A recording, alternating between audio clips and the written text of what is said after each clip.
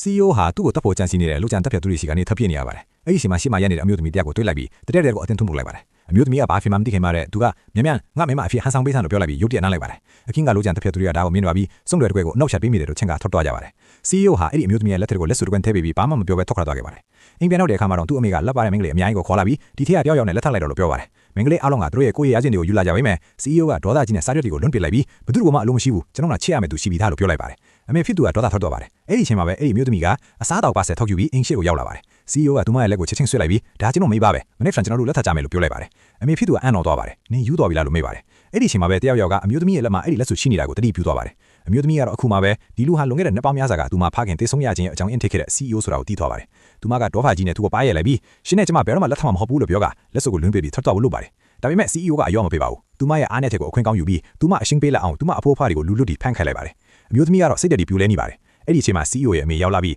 ဒေါ်လာ2သိန်းပေးကတခြားတယောက်နဲ့အများဆုံးလက်ထပ်ဖို့ပြောပါတယ်အမျိုးသမီးကချက်ချင်းသဘောတူလိုက်ပါတယ်နောက်နေ့မင်္ဂလာဆောင်ရက်မှာတော့ CEO ဟာအချွေအရန်တင်းတဲ့သူတို့သမီးကိုလာခေါ်ပါတယ်ဒါပေမဲ့သူတို့သမီးရဲ့မင်္ဂလာမမြင်လိုက်ရတဲ့အခါသူမှိန်တာထွက်ပါတယ်သူမဟာတခြားတယောက်ထင်နေလို့ပါဒေါထာထွန်နီရဲ့ CEO ကသူတို့သမီးအတူကိုသူမဗမာလဲလို့မေးတဲ့အခါသူ့အမေရောက်လာပြီးစိတ်အေးသားပါလို့ပြောပါတယ် CEO ကနှုတ်ဆုတ်သွားပြီးသူ့လူတွေကိုအခုချက်ချင်းရှာဖို့အမိန့်ပေးလိုက်ပါတယ်တစ်ဖက်မှာလည်းသူတို့သမီးအစ်စ်ကသူမရဲ့မင်္ဂလာအခမ်းအနားကိုစတင်နေပါပြီအဲ့ဒီအချိန်မှာပဲကောင်းကင်ကနေရဟတ်ရင်တစီရောက်လာပြီး CEO ဟာသူတို့စောင်းနေတဲ့အတူဆင်းလာခဲ့ပါတယ်သူကသူမစီတိုက်ရိုက်ထော်ပြီးတခြားတယောက်နဲ့လက်ထပ်ရဲတဲ့ပေါ်လေလို့ပြောပါတယ်အမျိုးသမီးကကြောင်နေပေမဲ့ရှင်းနဲ့ကျမဘယ်တော့မှလက်ထပ်မှာမဟုတ်ဘူးလို့ရဲရဲဝံ့ဝဲပြင်ပြောပါတယ် CEO ကအေးဆက်ဆက်ရဲမောက်ပြီးမင်းဘာပဲလုပ်လို့မင်းကငါ့အပိုင်ပဲလို့ပြောပြီးသူမရဲ့ဖုန်းကိုအသားရနမ်းလိုက်ပါတယ်ဒါပေမဲ့နောက်တစ်စက္ကန့်မှာပဲလူတိုင်းကိုတုံ့လုသွားလိမ့်မယ်အရာတစ်ခုထင်ပြသွားခဲ့ပါတယ်